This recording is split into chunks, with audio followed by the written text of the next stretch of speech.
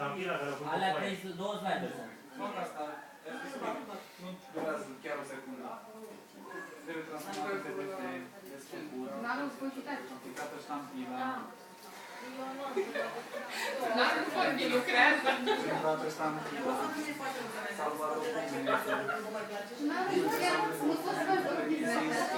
Noi știm.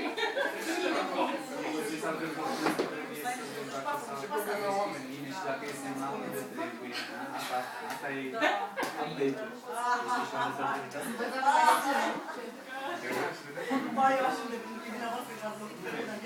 update-ul. Vezi? Vezi? Eu am terminat.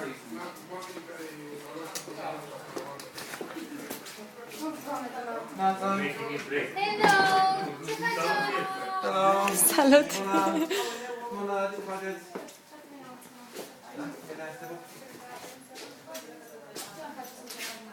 Geo? Da. Bine, mai acolo, pe aici. Ce e? Ca să putem vorbi ce limba vreți voi să vorbiți. Tăna. Bine, uite. Am niște cablu. Am trimis Ștefan, Ioana, Luciana. Acum ați vorba, adică te spun că a primit vițelul ăla acolo. Nu, domnul de la Ikea. Domnul vițelul. Ce faci, mă? Filmez. Alex, trebuie să vorbim frumos? Nu vă rog. Mă, în ce limbă vorbesc ea? Spaniol.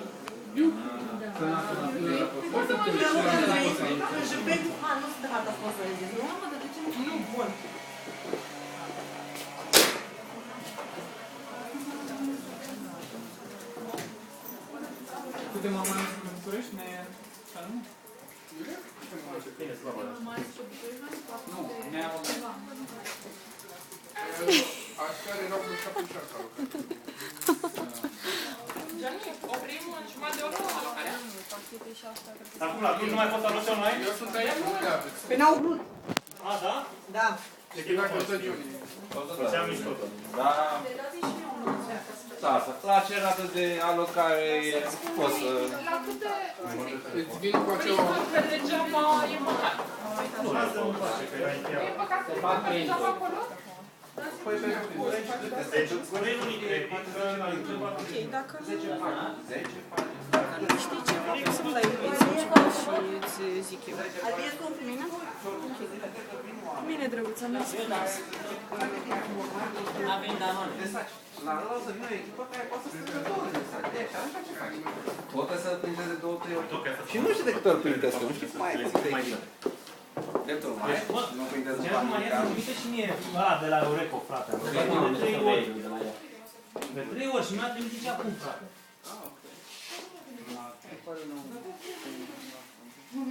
Nu, da. Deci, fii atent. De 45 de minute vorbesc cu ea să-mi trimită un mail, să-mi zică ce se întâmplă. Înțelegi? 45 de minute.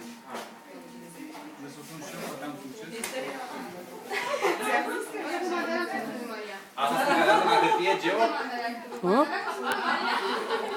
Se încadrează la hârtie? Nu știu.